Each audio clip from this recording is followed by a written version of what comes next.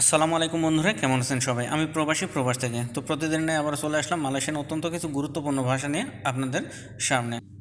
তো আজকের বিষয় হলো, আপনি নতুন হলেও আপনার কাজের সাইডের বসের সাথে কথা বলতে আপনি আর ভয় পাবেন না। কারণ এভাবে কথা শিখে আপনি সহজেই বসের সাথে কথা বলতে পারবেন। তাই ভিডিওটি শুরু থেকে শেষ পর্যন্ত কন্টিনিউ দেখতে থাকুন। তো আর চলুন দেরি কিসের, শুরু করি। তো প্রথমে লিখেছি, দেখুন, এখন তুমি কোথায়। এখন তুমি কোথায়। আপনারা মনে করেন এক জায়গায় কাজ করতেছেন, তো কাজ করতে করতে বাইরে গেছেন, বা ধরুন আপনি পাম বাগানে কাজ করছেন। তো পাম বাগানে কোনো গাড়ির ড্রাইভারি করেন, আপনি কোনো গাড়ির ড্রাইভারি করেন কিংবা কোনো গাড়িতে লেবারি করছেন। তো পাম বাগান থেকে পাম ফল নিয়ে আপনি বাগান থেকে নিয়ে গেছেন। তো সেই পাম ফল রেখে আপনার আসতে লেট হচ্ছে। তো সেইখানে লেট হওয়ার কারণে বস আপনাকে ফোন দিছে। তো ফোন দিয়ে আপনাকে জিজ্ঞেস করে, এখন তুমি কোথায়। এখন তুমি কোথায়। তো মালাই ভাষায় যখন জিজ্ঞেস করবে, আপনি যদি ভাষাটাই না বোঝেন তাহলে তো অবশ্যই আপনি বুঝতে পারবেন না যে বস আপনাকে কি বলছে। কথাগুলো সুন্দরভাবে মনোযোগ দিয়ে শুনবেন এবং বোঝার চেষ্টা করবেন প্লিজ, আপনাদের উপকার হবে। তো যদি বলে বস, ডি মানা আওয়া সেকারাং, ডি মানা আওয়া সেকারাং, এখন আপনি কোথায়। তো ডি মানা মানে কোথায়, আওয়াক মানে আপনি, সেকারাং মানে এখন। তো এখন আপনি কোথায়, ডিমানা আওয়াক সেকারাং। তো এটা যদি মালাই ভাষায়, এখন আমরা বুঝি যে এখন তুমি কোথায় এটা বলছে। তো এটা যদি মালাই ভাষায় ঠিক এভাবে বলা হয় যে কোথায় আপনি এখন, একটু উল্টা মনে হবে। কিন্তু আমরা যেহেতু বাঙালি, আমরা বুঝে নেব যে আমরা বাংলা ভাষার মতো বুঝে নেব, কিন্তু বলার সময় ঠিক মালয়েশিয়ানদের মতো করে বলবো ইনশাল্লাহ। ডি মানা আওয়াক সেকারাং, এখন তুমি কোথায়। তো বস আপনাকে এভাবে জিজ্ঞেস করছে। তো এখন আপনি যদি বাগানের কাছাকাছি মনে করেন চলে এসছেন, বেশি আপনি হয়তো, আমরা যেমন বলি না যে কেউ যদি খোঁজে হয়তো 80-10 কিলোমিটার দূরে, আমরা বলে হয়তো ফোনে বলি যে এই তো 2 কিলোমিটার দূরের কাছে, মানে কাছের কথা বলি যে এই তো চলে আসছি। তা আপনি যদি বলেন বাগানের কাছেই বস, বাগানের কাছে বস, যদি এটা বলেন যে বাগানের কাছে বস, ডেকাত দিতামান বস, ডেকাত দিতামান বস, বাগানের কাছে বস। আপনি যদি এটা বলেন যে বাগানের কাছে বস, ডেকাত দিতামান বস। ডেকাত মানে কাছে, দিতামান মানে বাগানের, বস মানে বস। তো ডেকাত মানে কাছে, দিতামান মানে বাগানের, আর তামান মানে শুধু বাগান, আর দিতামান মানে বাগানের।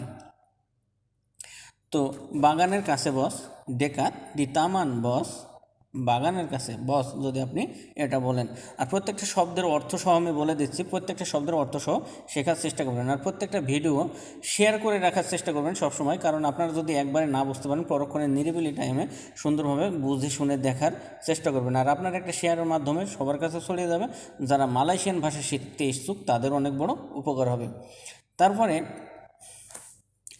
যদি আপনার বস আপনাকে বলে যে তুমি কখন আসবে, তুমি কখন আসবে, বিলা কামু আকান দাতাং, বিলা কামু আকান দাতাং, তুমি কখন আসবে।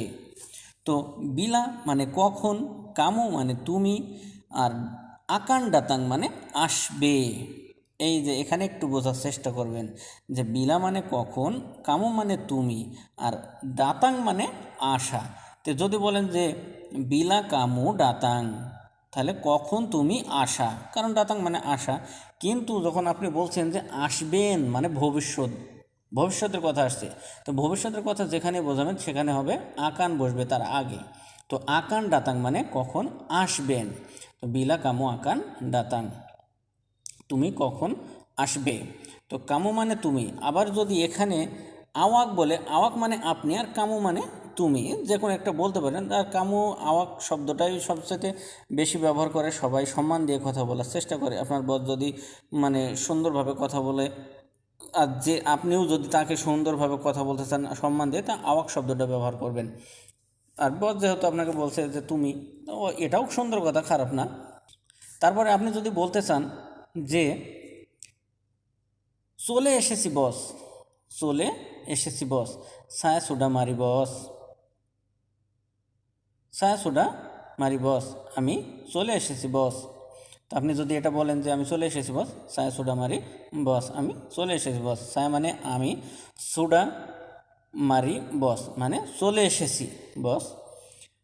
মারি মানে আসা, আর সুডা মারি যখন বলেছেন, সুডা মারি যখন বলা হয় তখন চলে এসেছি। এই সুডা হচ্ছে একটা টেন্স, এই সুডা হচ্ছে একটা টেন্স। এই টেন্স শব্দের টেন্সটা, এই টেন্সটা বুঝতে হলে আপনাকে আমার আরও ভালো ভালো ভিডিও, এই টেন্স নিয়ে ভিডিও বানানো আছে, সেটা যদি সুন্দরভাবে দেখে আসতে পারেন তাহলে আপনাদের ভাষাগত সমস্যা অনেকটাই দূর হয়ে যাবে। কারণ এই সুডা, আকান, বেলুন, তেঙা, এইসব শব্দের অর্থকলা, এইসব শব্দের ব্যবহারগুলো যদি সুন্দরভাবে জানতে পারেন, বুঝতে পারেন, তাহলে ভাষা শিক্ষা আপনার 90% হয়ে যাবে।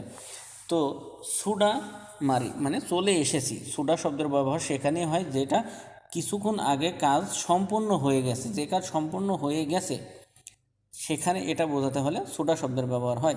তা আপনি যেহেতু বলেছেন যে আমি চলে এসেছি, তার মানে আপনি চলে এসেছেন, কাজ সম্পূর্ণ, তাই এখানে সুডা মারি বসছে। তো ছায়া সুডা মারি বস, আমি চলে এসেছি বস। তারপরে আপনার বস যদি আপনাকে বলে এত লেট কেন, এত লেট কেন, তো আপনার গাড়ির যদি কোনো সমস্যা হয় কিংবা রাস্তায় যদি জ্যাম থাকে, অবশ্যই আপনার লেট হতে পারে বা কাজেও দেরি হয়ে যেতে পারে। তাই আপনাকে বস জিজ্ঞেস করছে যে এত লেট কেন, এত লেট কেন। তো কেনাপা সাংগাত লেম্বাত, কেনাপা সাংগাত লেম্বাত, এত লেট কেন। তো কেনাপা মানে কেন, সাংগাত মানে এত, লেম্বাত মানে, লেম্বাত মানে লেট, সাংগাত মানে খুব, খুব বেশি, এত। এই যে আমরা বলি না যে এত লেট কেন, এত দেরি, এত লেট, খুব, মানে সাংগাত শব্দের অর্থই এটাই বোঝানো হয়। তো কেনাপা সাংগাত লেম্বাত, এত লেট কেন। কেনাপা মানে কেন, সাংগাত মানে এত বা খুব, সেম্বা লেম্বাত মানে লেট। আশা করছি ভিডিওগুলো সুন্দরভাবে বুঝতে পারছেন। আর মানে আমি যেভাবে বোঝানোর চেষ্টা করি, আমি আমার মতো মানে যতটুক পারি, যেভাবে পারি আপনাদের সুন্দরভাবে বুঝিয়ে দেওয়ার চেষ্টা করি। মাঝে মাঝে একটু কথা বলি, সেটাও আপনাদের একটু ভালো করে বোঝানোর জন্যই। কারণ আপনাদের যদি একটু বলে বোঝাতেই না পারি তাহলে নিজের কাছেই ভালো লাগে না। তো এত লেট কেন, তখন আপনি কি বলবেন? আপনাকে তো অবশ্যই একটা কথা বলতে হবে কিছু, কারণ আপনি যদি ভাষা না জানেন তাহলে আপনি তো কিছুই বলতে পারবেন না। আর বসের সাথে যদি সুন্দরভাবে বুঝিয়ে কথা বলতে পারেন তাহলেই আপনি সুন্দরভাবে কাজের জায়গাটা শক্ত করে ধরে রাখতে পারবেন, আর বসেরও মন জয় করে রাখতে পারবেন। আপনাকে যদি বলতে হয়, আপনি যদি বলেন যে দুঃখিত বস, রাস্তা জ্যাম ছিল, দুঃখিত বস, রাস্তা জ্যাম ছিল, তাই লেট হয়েছে। তা আপনি বসকে যদি বলেন দুঃখিত বস, রাস্তা জ্যাম ছিল, তো মাফ, মাফ বস, জালান জ্যাম, মাফ বস, জালান জ্যাম।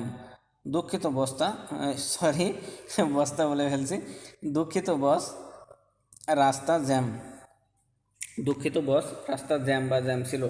তো মাফ মানে দুঃখিত, মাফ মানে দুঃখিত, বস, বস, জালান মানে রাস্তা, আর জ্যাম যদি ইংলিশ, জ্যাম শব্দ কিন্তু ইংলিশেও যদি জ্যামটাও বলেন তখনও সমস্যা নেই, সে বুঝতে পারবে।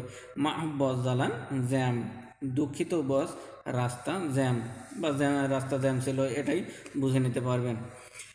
তো এভাবে যদি ভাষা সুন্দরভাবে শিখে, প্রত্যেকটা শব্দের অর্থ সহ প্রত্যেকটা ভাষা শিখে যদি বসের সাথে সুন্দরভাবে কথা বলতে পারেন তাহলে ইনশাল্লাহ আপনাদের ভাষাগত সমস্যা থাকবে না এবং কাজের জায়গাটা সুন্দরভাবে ধরে রাখতে পারবেন। বসের সাথে সম্পর্কটা ভালোভাবে থাকতে পারবেন। আর বসের সাথে সম্পর্কটা ভালো থাকা মানেই আপনার কাজের প্রবাস জীবনটা সুন্দর হবে এবং কাজের জায়গাটা সুন্দরভাবে থাকতে পারবেন, আপনার কোনো কাজে সমস্যা হবে না। আর আপনি যদি ভাষাটা ভালোভাবে জানেন তো বসের সাথে কথা বলে অনেক সুযোগ সুবিধা আপনি হাসিল করতে পারবেন।